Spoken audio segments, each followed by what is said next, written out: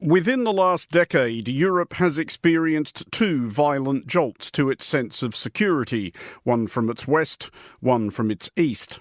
From the west, in 2016, the election in the United States of a president scornful of America's obligations and contemptuous of its allies, and who may yet be re-elected this November. From the east, in 2022, the all-out assault on Ukraine by Russia, the country which NATO, Europe's bulwark for 75 years, was established to deter. As a consequence of these events, a consensus has formed that Europe needs to do more and spend more to look after itself. This sentiment was recently starkly expressed in a hefty report on Europe's general competitiveness by former Italian Prime Minister and European Central Bank Chief Mario Draghi. He warned that European defence manufacturing is not keeping up in quantity or quality, and that Europe needs urgently to grow out of its assumption that, in extremis, the US cavalry can always be relied upon to come charging over the hill in the final reel. Neither European publics nor politicians are enthralled by this prospect. Nobody enjoys contemplating their vulnerability, and defence kit is really expensive. A single new F-35 fighter jet will set a country back around $100 million, and when times are tough, or at least when voters are whining at you that times are tough, it's easier not to spend the money on something which, if you're lucky, you won't ever use. In this special episode, recorded at the recent Globsec forum in Prague, we consider the threat and the necessary response. What is the nature of the Russian menace now? What still needs to be done to forestall it? And can Ukraine still win this war for the rest of us? This is the Foreign Desk. Before 2014, NATO focused very much on crisis management, especially with the operations in Afghanistan, and probably forgot a bit about defense and deterrence, and after 2014 it was a wake-up call. Personally, I am rather against speaking of autonomy. I'm rather speaking about the harmony, cooperation, because US industry is really far ahead, I would say. So we definitely need to cooperate and work it together, because I don't think we'll be capable to have complete autonomy due to the whole globalization processes that have happened and are existent every day. The fundamental incentive is what? Money, but also the fact that actually multinational projects are delivering more interoperability. You would expect that actually it's 155 millimeter ammunition, or one size fits all, not at all. You're listening to the Foreign Desk. I'm Andrew Muller. Recent weeks have seen the extraordinary development of Ukraine invading Russia, at least inasmuch as Ukraine has seized a small section of Kursk Oblast. I asked Ukraine's former Deputy Defence Minister Volodymyr Havrilov if the Kursk incursion is a means of demonstrating to Ukraine's prevaricating allies that Russia can actually lose this war. It's all about the illusion that Russia is a strong military state. This illusion exists in the minds of the people in Europe and the United States for many years, from World War II. And so there is always a kind of very cautious attitude about invading Russia or something like that. And for the first time in the history from World War II, Ukrainian army, not big country, stepped on the territory of Russia. And no response from Russia at all. Disintegration of the troops on the ground, lost command and control, and demonstration that there is no real power and strength on the ground in Russia. Yes, they can concentrate something on our territory, but they are not so powerful as they pretend to be, as they trying to demonstrate to the rest of the world how powerful they are. It's a huge illusion. So that's a change of mindset in Europe and the United States about the potential of Russia, about the strength of Russia, about the real situation in Russia. That was Volodymyr Havrilov, former Deputy Defence Minister of Ukraine. For a wider look at what Ukraine is doing in Kursk, I sat down with Lieutenant General Ben Hodges, a retired American officer who served as Commanding General, US Army Europe, and is now chair of the Future and Security Defence Council. General Hodges brought along a big map of Ukraine's border with Russia with which we could better understand the Kursk invasion. I began by asking him to give us some idea of how difficult it is to put together an operation like that. So even in ideal circumstances, it's difficult because you're trying to protect information, you're trying to mass the necessary forces and logistics without being detected by the enemy, and you never, ever have enough to do everything that needs to be done. So you're having to accept risk in other places to accumulate enough capability to accomplish the task. And so that's what the Ukrainians have done here. They surprised the Russians, they surprised us with this Kursk counteroffensive. Do you think they've surprised themselves at how far they've been allowed to progress and how long they've been allowed to stay on Russian territory? No. We continue to underestimate them. We always underestimate them. They know this area. I mean, this is on their border. They know who the Russians are. They know who the commanders are. They know all the rivalries and how the FSB and the general staff hate each other on the Russian side. They know all that. So I think that they probably are amused how we continue to be surprised at how effective they are. It's not perfect. And also keep in mind, this is not happening in a vacuum. They are still striking oil and gas infrastructure and airfields deep inside of Russia. They just sank the remaining ferry that connected Crimea to the Russian mainland. So all of these things are also going on. And the Russians are relentlessly attacking Ukrainian cities. So they're having to protect their rear area at the same time. The Ukrainians are doing what we talk about doing, which is multi-domain operations. They're actually doing it. Is there still a dynamic, though, of it almost looks at some levels, and again referring to your map, because Russia is still reported to be on the advance in parts of occupied Ukraine. There was this idea, it may have been a simplistic interpretation of events, that Ukraine was hoping that if we create this incursion into Kursk, Russia will be obliged to respond by withdrawing troops that are occupying Ukraine. Is Russia just not taking the bait, or is Russia just not able to move that quickly even if it wanted to? I think it's some of both. First of all, for context, this war has been going on 10 and a half years. The Russians control less than 20% of Ukraine after 10 and a half years with every advantage. And so when we talk about their occupying part of Ukraine, yes, that far eastern sliver of Ukraine is where they are. Now, I remember being at the Munich Security Conference back in February when the city of Avdiivka was finally taken by the Russians. And people were walking around like, oh my God, Avdiivka has fallen, even though they had no damn idea where Avdiivka actually was. But they were like, oh my God, Avdiivka has fallen, as if it was Stalingrad. And now Pokrovsk is the town that everybody talks about, the strategically vital town of Pokrovsk. It's a whopping 60 kilometers from Avdiivka to Pokrovsk. The Russians are not there yet. So in other words, in 6 months, they have advanced about 55 kilometers. And this was during the period when the United States quit providing ammunition. So I think the Ukrainians correctly assessed that Russia does not have the capability to just overwhelm and exploit any tactical success they might have out in the east. So the threat out there is enough that the Ukrainian general staff could tell the commander here, hey man, I'm sorry, I don't have anything else to give you, but I need you to keep doing what you're doing because we need to mass up here for the main effort. And this is classic military doctrine. This is called economy of force. This is the main effort. Every commander since Caesar has had to take risk in one place in order to achieve the mass needed at the more important place. If it does turn out that the Ukrainians in Kursk find themselves with more time and space than they thought they were going to have or that they really needed, is there a way that you can see that they can make further advantage of it? So because the Ukrainians have been so good at protecting information, we don't know exactly what their desired outcome is. I mean, President Zelensky talked about creating a buffer, and in fact, they have pushed back Russian forces here so that the Russians are no longer able to park here and just launch attacks against Ukrainian cities like Sumy, for example. But we don't know how long they intend to stay, what other effects they want to achieve. I'm sure you're right, as you said earlier, that they were hoping to draw off some of the Russian forces here. So how long they stay will depend on whether or not they're achieving the effect. If the Russians are not able to respond with enough combat power to eliminate this bridgehead, then I think they'll probably continue to stay there. They'll continue to strengthen the perimeter of this bridgehead, dig in. Eventually, the Russians will start to mass capabilities against it, but they have been slow and ineffective thus far. And I've tried to figure out why is that.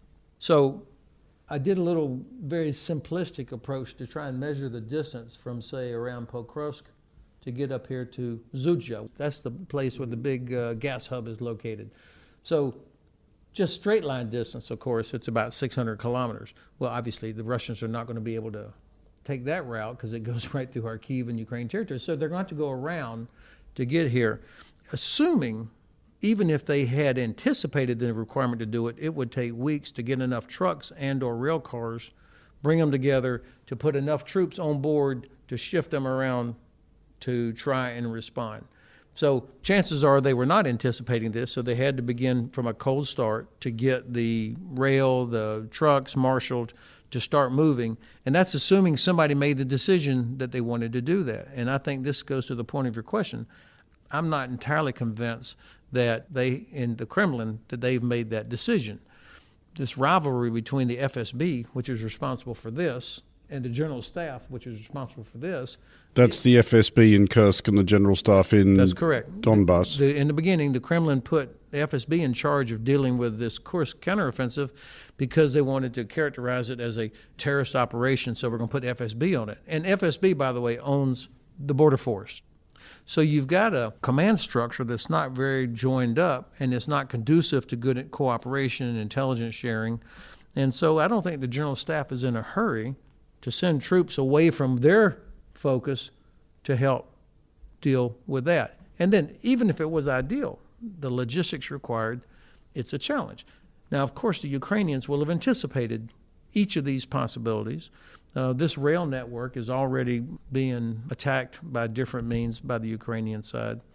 I will be surprised if the Russians are able to do enough in the next couple of weeks to significantly reduce the bridgehead that the Ukrainians have achieved. You're quite right to mention that this has now been going on for 10 and a half years, which is an extraordinarily long period for one conflict to continue, especially when it has, I guess, devolved into what you could call a war of attrition. Do you see any way of breaking that status? Is it imaginable that a decisive manoeuvre in either direction could make a difference, or are we just looking at months, years more of grind until somebody cracks? The most decisive maneuver that could take place that would change all of that would be if the U.S. government, the British government, the German government would finally say it is in our strategic interest that Ukraine defeats Russia. Defeats. Not holds out, not gets to a better negotiating position. Defeats. And if they said that, then there'd be none of this nonsense about, you can't use ATACMS, and it would be, here, we're giving you everything you need. And now that would require a bold decision by my president here in his last months in office to realize that this is not about Ukraine. This is about showing the world that we are, in fact, serious when we talk about sovereignty, freedom of navigation, international law, international agreements, human rights, so that the Chinese can see we're damn serious. We're going to do everything it takes to defend those values. If we're not willing to do it here in Europe, then the Chinese are not going to be very impressed, as they are not impressed now, as you watch their ships smashing up ships of the Philippine Navy because of these disputed islands, and we've done nothing to help our ally, the Philippines. So when you say international rules-based order, it's kind of like, sound like something in a political science class or international relations. But if you break it down, sovereignty, freedom of navigation, these are those values that Russia, China, Iran, that they want to destroy. Help Ukraine defeat Russia, which could have happened last year, by the way, if we had been committed. Help that happen. Iran has no friends in the world except Russia. So defeat Russia, I think Iran is a lot less capable of helping Hezbollah, Hamas, and the Houthis. North Korea has no friends, and China, I think, is deterred. That would be the most decisive thing that can happen, instead of this hand-wringing and, oh my God, Russia might use a nuclear. Russia's not going to use a nuclear weapon. It's not going to happen. Everybody east of Berlin knows that. That was former US Army Lieutenant General Ben Hodges, chairman of the Future and Security Defence Council. You're listening to The Foreign Desk.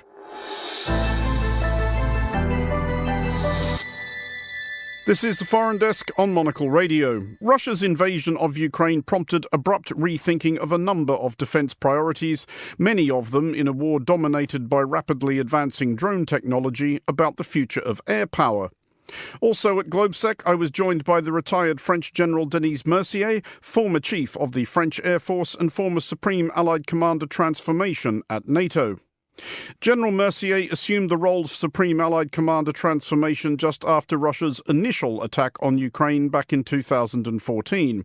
I began by asking him if that, at the time, prompted any changes in how NATO perceived the Russian threat.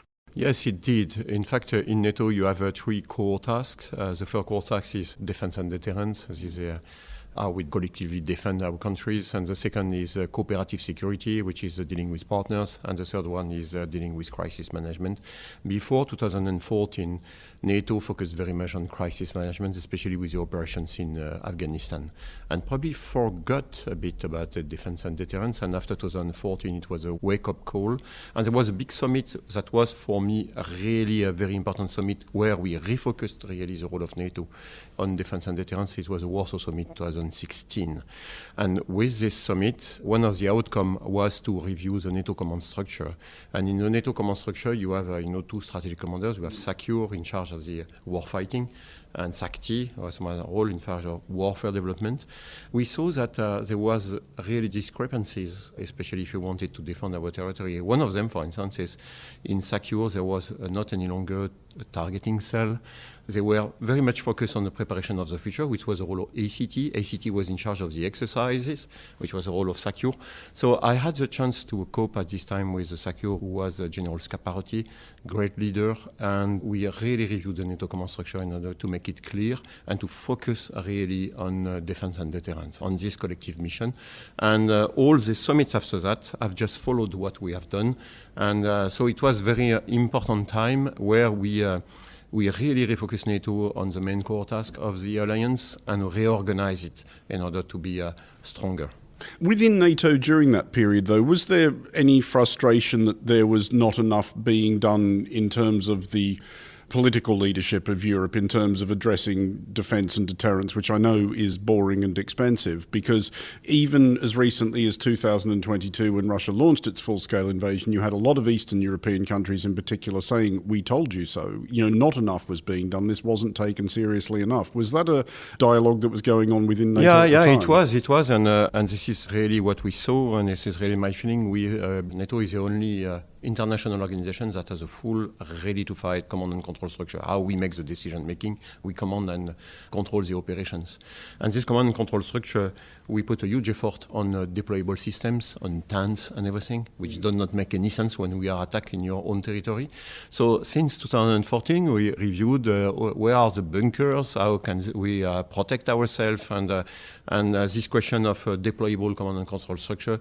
The nations can do that for the operation abroad, but NATO has to refocus on a really strong defense. And this is just an example of that. We have many others. I was curious to ask, though, referring to your own background as a pilot and an Air Force officer, if you think about what we've seen from air power in the last 2.5 years of Russia's war with Ukraine, has it given you any idea of what the future of combat air power looks like? Do you think there is always going to be a place for crewed fighter aircraft, or is the future of air power going to be driven by drones? No, there is a future, and the air defense that we have deployed in Ukraine are probably very powerful, and that shows that the air power in Russia is not as good as we thought. Anyway, they use a lot of their air power, even if they do that in their own territory and not really go to Ukraine, but they use a lot of air power as well. But we should consider that this question of defense against air power is the new generation of aircraft. The fifth generation is more turned on stealth. The new generation will be a combination of manned and unmanned system, but this unmanned system will be more autonomous.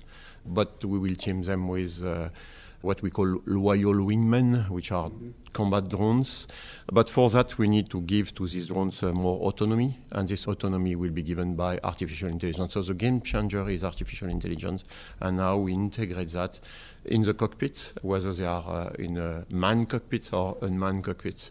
And this is the same for the drones. If you see Ukraine today, they use a GPS signal to direct the drones, and the Russians have found a way to jam really this GPS signal, but thanks to artificial intelligence, we can navigate very accurately without GPS and everything. So we have new technologies that we can integrate today in our systems that will continue to allow us to defend better, to operate better. So there will still be air assets, there will still be naval assets and everything, but the threat is different from before, so we have to integrate what we see in the battlefield today and integrate that not in 10 years, 15 years, but today, because these are technologies we can use today.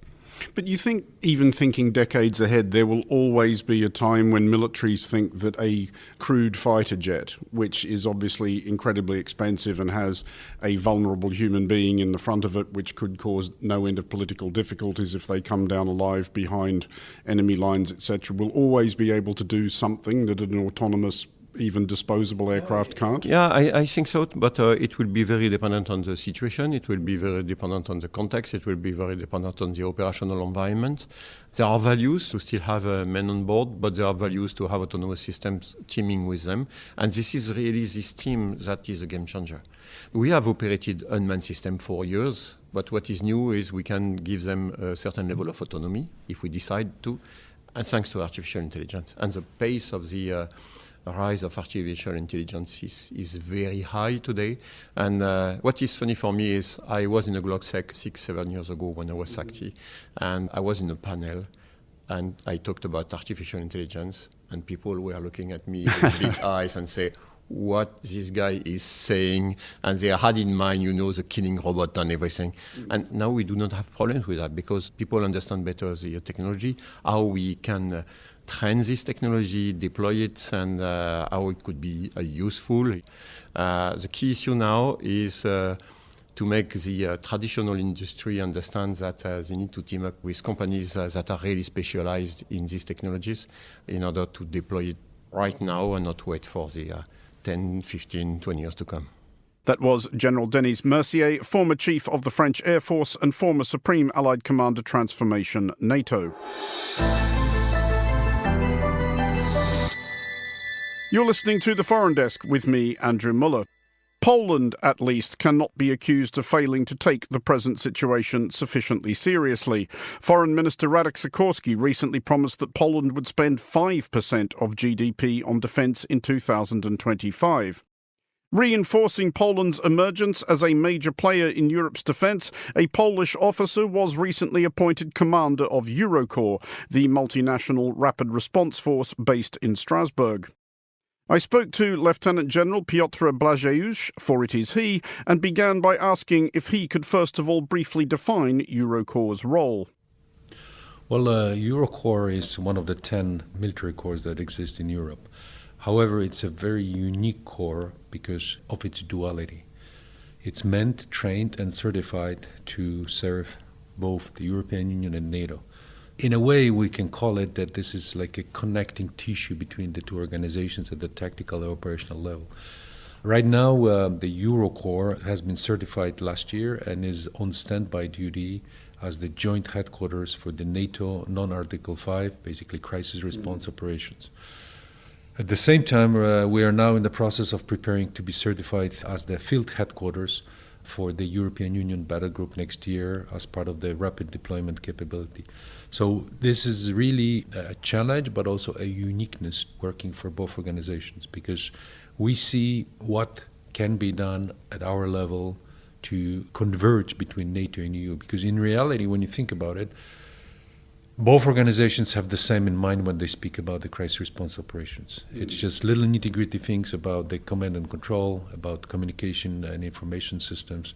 It's about the standards, the procedures, and basically some of the policies. On the NATO side are obviously much better developed and tested many times, while on the EU they are being developed. More broadly, among European military structures generally, if we think back over the last 2.5 years, have you seen a greater urgency about what people are doing and what people are saying, both in light of, obviously, the crisis in Ukraine, the prospect of a more isolationist United States? Do you get the feeling that in the last 2.5 years this has all got a bit maybe less theoretical and a bit more practical? I think that due to a number of circumstances and reasons, I think we as the Europeans have more of a sense of urgency that we definitely need to adapt, that we need to change, and we need to catch up in a number of areas. Because I believe that for many years, due to the peace dividend, due to the strong US presence in Europe and ability to purchase the equipment and focusing in Europe more on other areas than defense, we as Europeans are lagging behind a little bit. So that sense of urgency, I think, is back. This understanding that personally I am rather against speaking of autonomy. I'm rather speaking about the harmony, cooperation, because U.S. industry is really, really far ahead, I would say. So we definitely need to cooperate and work it together, because I don't think we'll be capable to have complete autonomy due to the whole globalization processes that have happened and are existent every day. We think that this product is Polish, right? Because we manufacture it in Polish and everything. But then during the donation process, you have to check whether there are any parts from other countries. And that's where you sometimes realize that, okay, this GPS system is, for example, American. This transmission is from Canada. And by the way, the gearbox is from Germany.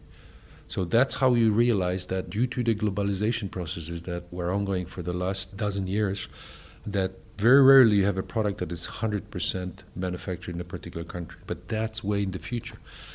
And some of the challenges that we definitely have to look at is, obviously, business is always about the competition, right? It's about the profit. So this cooperation, or even if you mention the future potential integration, is very complex, because you need to ensure that whoever joins this consortium, this kind of an umbrella organization, that they all are making profit so they can basically exist. The other point is about sharing all the property rights, all the licenses. This is also a very complicated process. Even now with the Ukraine, we are learning that Ukrainians are asking, okay, give us certain transfer of technology, we'll do it in Ukraine. Companies are usually hesitant for a number of reasons. First is obviously trust, the assurance that it could be protected by the other side, but also that somebody else can advance in his own research and development because he gets access to a certain technology. So it is a very complicated matter, but I'm happy to see that a lot is happening on the European Union side. We have the European Defense Industry Strategy, we have the European Defense Industry Plan. So we are setting the conditions to make our industries more competitive, both in the research and development, but also in the capabilities. And all will lead to a much bigger capacity. Just going back to that question of that idea of a renewed urgency, that we've certainly noticed talking to politicians from across Europe over the last couple of years, there is a bit of an idea of a kind of an East-West divide, in that those politicians from countries closer to Russia have taken the threat from Russia much more seriously than those countries further west. Is the same true of militaries? Has there been a thing where Eastern European militaries have spent years trying to explain to Western European militaries, this is actually serious, this might actually happen? I think a lot of countries were rather focusing on this idea of this policy of economic interdependency, hoping that if Russia is in the system and is making money, big profits, then it would not go to war because of the threat that they lose this profit. As we've seen, unfortunately, this policy didn't work, and it actually encouraged and gave the Russians the funds they needed to modernize the armed forces and prepare for the war in Ukraine, knowing that there will be sanctions, setting up these special funds, trying to make the internet more independent, and so on, preparing basically for the war. And we missed those signals, and I think we all really believed that there will be no more war in Europe. If there is one country probably setting an example of the new reality, it is your country of Poland. As you'll know, within the last few days, Donald Tusk, the Prime Minister, has announced record defence spending for Poland. It's going to be 4.7%, I think, of GDP. And they're talking about acquiring Abrams tanks and F-35s from the US, K2 tanks and FA-50s from South Korea. I mean, is it clear to you how big a military power Poland wants to be? Well, there are plans for the development of the Polish armed forces, because I think our main goal in Europe should be to deter Russia, which is considered by NATO and EU as a threat. In NATO, even officially in the classified documents, it's called as a direct and long-term threat. So we need to deter the Russians. We need to show them, hey, it's not worth it. And if you want to coexist, come back to the table and we can work together, but we will not allow anybody anymore to tell us which part of the world we have to belong to. And just a final thought on that, and it goes a bit again to those East-West tensions. I'm sure at some level Western European countries will be much reassured by the idea of Poland becoming a major military power, but is there any tension attached to that, the idea that countries like France, Germany might start to see the balance of military power shifting east a little bit? Well, I think we can already say that the center of gravity has moved really, really to the east and to Warsaw and other countries on the eastern flank. But I think the main point we have to keep in mind, this is natural that nations usually that are far away from the front line, they have a different perception of the threat. They don't have those air violations that we have. They don't have this state-sponsored migration crisis as we have at the border with Belarusians, where actually they're using it as a hybrid warfare and making our troops really occupied because they have to support the border guard. So this is natural that the farther away you are from the threat, your perception is different. And some countries focus more on this migration, right? So this is really difficult, and for each government it's always a tough choice.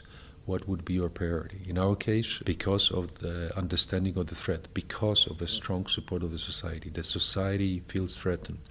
So we are in a way lucky that our society wants us to build up our strength and be able to deter the Russian threat. So that's, I think, the main reason. And then obviously the question is, it's all about educating our societies, showing them what the money is spent on and why.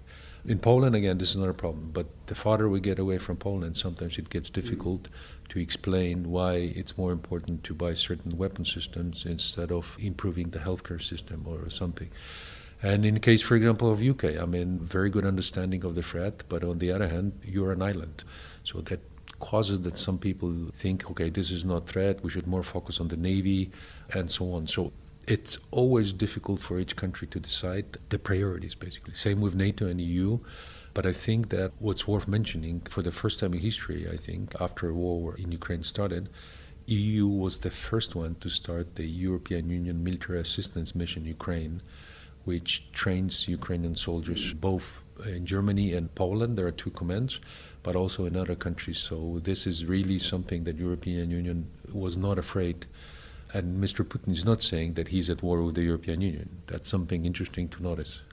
That was Lieutenant General Piotr Blazeusz, Commanding General Eurocorps, on the Foreign Desk on Monocle Radio.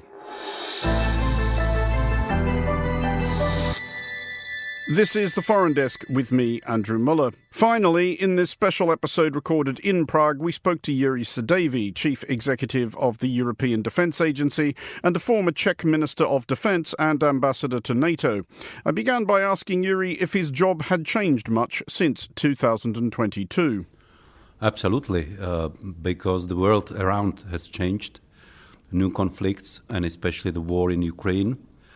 We've been now much more involved in the support for member states in capability development for military capabilities that are now relevant for collective defense. Previously, it used to be more for out-of-area EU missions operations. Now we have capability development plan approved by the defense ministers last year, which is also very much convergent with the NATO defense planning and capability efforts. We have strengthened our role in the area of defense innovation, establishing HEDI, Hub for European Defense Innovation. We are involved in the areas also relevant for operations, like providing satellite communication to the EU member states in operations, or establishing the multinational helicopter training center. And last but not least, and this is directly connected to the war in Ukraine, we are involved in joint procurement of ammunition for member states or Ukraine. On that subject, and you also use the word convergence, but since February 2022, have you seen among the individual EU members more of a willingness to work together? Has there been an acceleration of cooperation and integration? The first reaction to the situation in Ukraine, and above all the initial several months when we witnessed for the first time actually since the Second World War, very high intensity warfare with a high consumption of material, with a high volume of support to Ukraine, then indeed also member states tried to compensate for all the material that was delivered to Ukraine from the stocks, so to compensate it by purchases by and large off the shelf. And the initial, I would say, reaction was a sort of instinctive individualism. Means everyone was running to get as much as possible, regardless collaborative opportunities. Now we see a gradual change in that respect, also thanks to various instruments that are being introduced, like European Defence Fund, like now the European Defence Industrial Strategy, and related programs that actually are going to be supported by European money. And indeed, the fundamental precondition to get to the funds is collaboration. And we expect that now we will see more and more flagship projects, larger systems procured collectively. It has often been the case that nation states, even within a collective organisation like NATO or the EU, are still quite protective of their own militaries. It's a big part of the identity of the state. You think the last couple of years have accelerated a willingness to set that aside maybe, or be a bit more open with each other? It's very slow and gradual process, first of all. It's a marathon, it's not sprint. Second, defense and military remains and will remain sort of a sovereign domain of states and their statehood. But at the same time, we see more and more willingness of the member states, but above all the industries, to collaborate. And the reason is indeed incentives, and the fundamental incentive is what? Money. But also the fact that actually multinational projects are delivering more interoperability. And this is, by the way, one of the lessons learned now we observe in Ukraine, that actually we are still far from, I would say, perfect standardization, interoperability. We have so many systems of various kinds. Just the example of the ammunition for heavy artillery, 155 millimeter ammunition. The European Defence Agency is a part of the procurement for the member states and for Ukraine of this ammunition. We work in terms of 4 systems that are used by Ukrainians and made in Europe. 1 German, 1 Polish, 1 Slovak, and 1 French. And you would expect that actually it's 155 millimeter ammunition, one size fits all. Not at all. There is no interchangeability, and this is one of the things actually that could be mitigated through collaborative projects, multinational cooperation between national industries. And I'll close with another question about the contrast between what you're seeing now and what you were seeing when you started your job. Are you seeing European militaries thinking differently about procurement in terms of what kind of equipment and what kind of militaries they need as a result of the Ukraine war? I guess the question there is, how is Ukraine's war going to change other European militaries? It's not only the war in Ukraine. There is another factor, I would say, gradual change of perception of what we need, and that's the fact that the United States, and this is a long process, more than a decade ago, started actually under Obama administration. There is an inevitable pivot towards Asia-Pacific. And we hear now from this administration especially, very clear message that actually Europe should be able to act more autonomously, and especially in the areas where the United States or NATO will not be involved. In the situations that are not collective defense, NATO will remain the anchor of collective defense for Europe and transatlantic area. But in the areas such as the Middle East, North Africa, Sahel, where actually the Americans are telling us clearly, look, we may not be able in the future to provide you support in those areas or regions and situations because we might be involved with our capabilities and especially enablers elsewhere. Yeah. So there is a more and more, I would say, of a recognition and acceptance. Still, I mean, the notion of strategic autonomy might be a bit controversial, but definitely the autonomous capacity of Europe, EU, to act in situations that are below collective defense, that are, let's say, in our backyards, is being recognized also in the US. And this is also the driving factor for the planning and development of capabilities in the context of the EU. At the same time, and I must repeat it, there is a very strong convergence with defense planning in NATO. Don't forget that actually currently 23 EU member states are at the same time NATO allies. So single set of forces and indeed single set of standards, etc. That was Jiri Sedivy, Chief Executive of the European Defence Agency. That's it for this episode of The Foreign Desk. We'll be back next week, and look out for The Foreign Desk Explainer, available every Wednesday. The Foreign Desk was produced by Chris Chermak and Christy O'Grady. Christy also produces The Foreign Desk Explainer. Special thanks to Roger Hilton, Henrietta Koneva, Alexandra Belova, and all the team at Globsec for their help with this episode. To contact the Foreign Desk team, you can email Chris at cc@monocle.com. And don't forget to subscribe to Monocle magazine and to our free daily email bulletins by heading to our website at monocle.com. From me, Andrew Muller, thank you very much for listening. Until next time, goodbye.